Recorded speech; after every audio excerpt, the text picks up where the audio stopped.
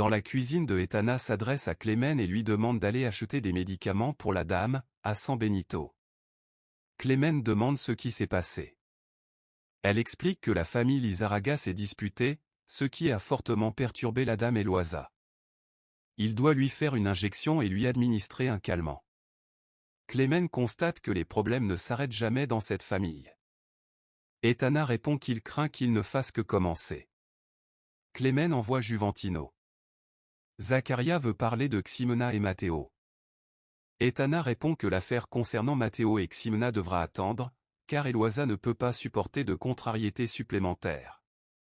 Elle explique ensuite que Larissa a envoyé un fichier audio prouvant que Inigo est un traître. Cependant, elle l'a envoyé à Bruno et non à Luciano. Etana précise qu'il n'a pas eu le temps de préparer Eloisa à recevoir cette nouvelle. Dans une autre pièce, Bruno et Luciano discutent de l'audio. Bruno est intrigué de savoir qui a envoyé ce message depuis un numéro inconnu.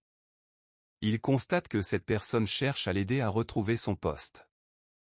Luciano suggère que Larissa pourrait être responsable. Il argumente que c'est elle qui a le plus d'intérêt à ce que Bruno retrouve sa position. Il ajoute qu'elle connaît Alfredo Almanza, le comptable dont la voix est entendue sur l'enregistrement. Bruno admet que c'est possible, mais il demande pourquoi Larissa lui enverrait l'audio à lui plutôt qu'à Luciano, et pourquoi elle agirait anonymement. Il souligne que Larissa sait que leur mère est malade et qu'elle serait incapable de la mettre en danger. Le téléphone de Luciano sonne. Il répond à Larissa. Elle indique d'une voix posée que sa journée a été compliquée et détaillera tout le soir. Dehors, Etana constate que la situation a explosé, et reproche à Larissa sa méthode.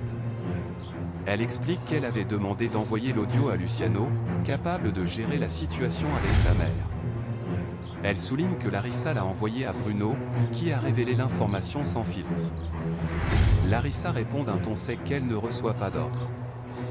Larissa justifie son choix en affirmant qu'elle voulait que la situation explose immédiatement pour revenir à la normale avec Luciano.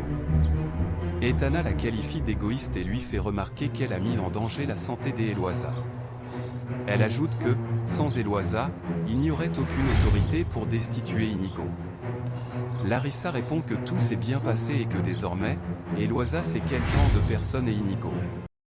Dans le salon de l'Hacienda, Bruno et Matteo accueillent des investisseurs.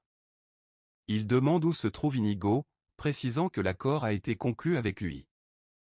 Matteo répond que Inigo ne va pas tarder, et explique qu'ils sont convoqués car sa mère souhaite leur parler. Eloisa arrive et déclare qu'elle dirige la famille. Rien ne se passe sans son accord. Les investisseurs répondent qu'ils pensaient que Inigo était le nouveau dirigeant.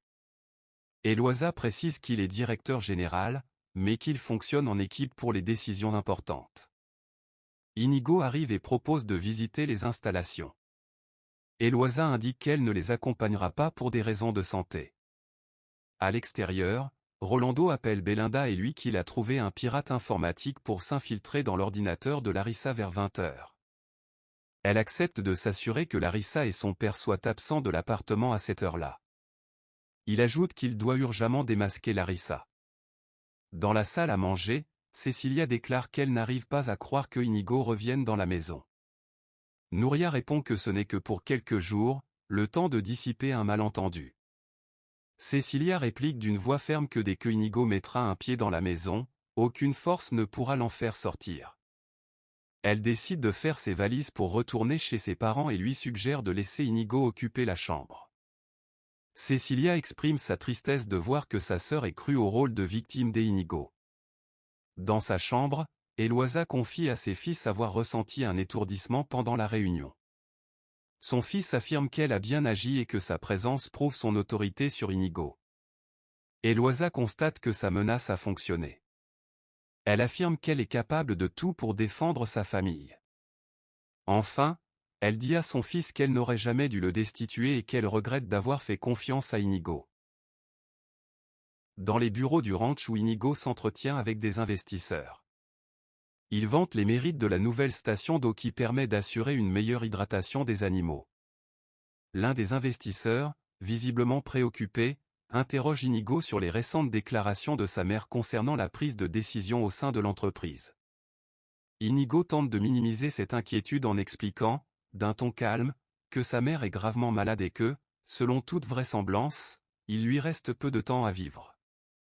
Il ajoute qu'il choisit de ne pas la contredire par respect pour son état de santé, tout en affirmant fermement que lui seul détient le pouvoir décisionnel. L'investisseur souligne que, dans le milieu des affaires, une vision froide est nécessaire et qu'une division du pouvoir conduit inévitablement au conflit. Inigo promet que cette situation ne causera aucun problème et propose même de formaliser par un contrat le fait que les futures négociations ne se dérouleront qu'entre deux. Parallèlement, à l'hacienda, Luciano exprime sa profonde tristesse et son ressentiment auprès de sa mère en évoquant la trahison d'Inigo.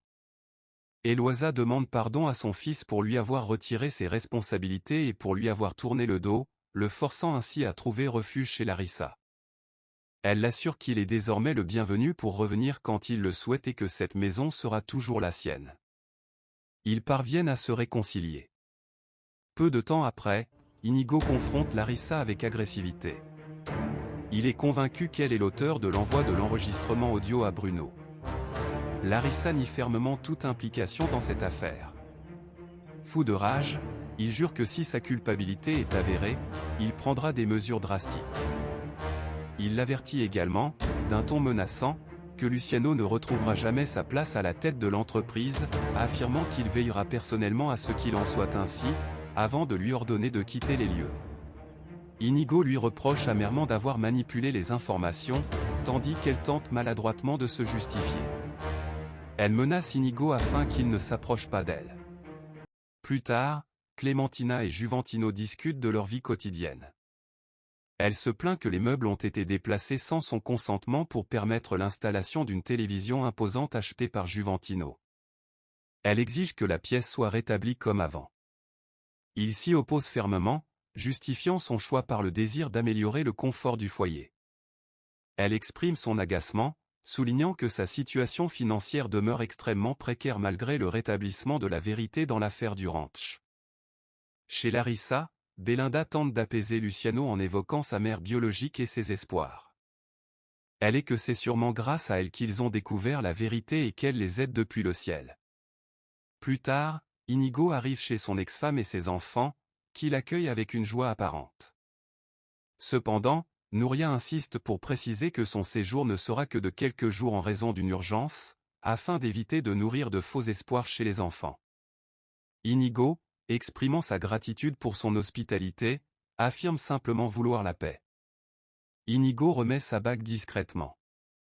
Les enfants réclament une histoire, ce que Inigo accepte de faire.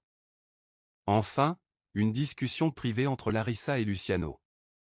Ce dernier questionne à nouveau Larissa sur l'identité de la personne qui a envoyé l'audio compromettant, sans obtenir de réponse claire.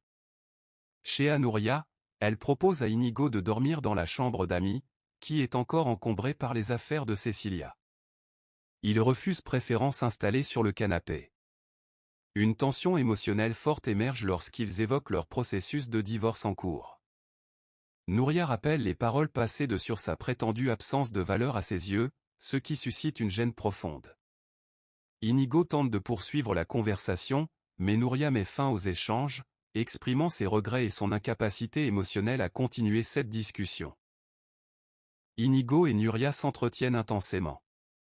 Inigo supplie Nuria de lui accorder une seconde chance, affirmant avec insistance qu'il a besoin d'elle plus que jamais. Pour justifier son comportement passé, il invoque la jalousie dévorante et la colère qu'il ressentait en la voyant avec un autre homme. Nuria lui rappelle les conséquences désastreuses de ses actes, notamment l'éloignement forcé de leur fille et la rupture brutale avec sa propre famille. Inigo finit par admettre ses torts, exprimant des regrets profonds pour les injustices commises. Il avoue qu'il ne passe pas un seul jour sans repenser avec nostalgie à ce qu'il partageait. Nuria reste toutefois très hésitante, déchirée entre la force de ses souvenirs et la réalité amère de leur situation. Inigo s'efforçant maladroitement de raviver des sentiments qu'elle semble ne plus vouloir partager, tandis qu'il tente de la regarder dans les yeux pour obtenir une réaction. Il l'enlace tendrement. Parallèlement, Roland fait venir un jeune dans l'appartement pour accéder à l'ordinateur de Larissa. L'opération est minutieusement orchestrée, ils attendent le départ de Larissa et de son père pour agir. Au bout d'un certain temps, il finit par déverrouiller l'accès, il récupère des données stratégiques, notamment des fichiers confidentiels liés à l'entreprise du père de Larissa, Avidala. En examinant les documents extraits sur une clé USB, il découvre des preuves irréfutables, la faillite de la société était imminente et connue depuis longtemps. Ces informations confirment leurs soupçons les plus sombres sur les manœuvres frauduleuses du père. Une copie est déposée dans une enveloppe sur le pare-brise de Luciano, qui le voit et le récupère. Il ouvre son ordinateur et constate l'information. Peu après, Luciano rentre dans l'appartement. Très en colère, il confronte immédiatement Larissa, la traitant ouvertement de menteuse.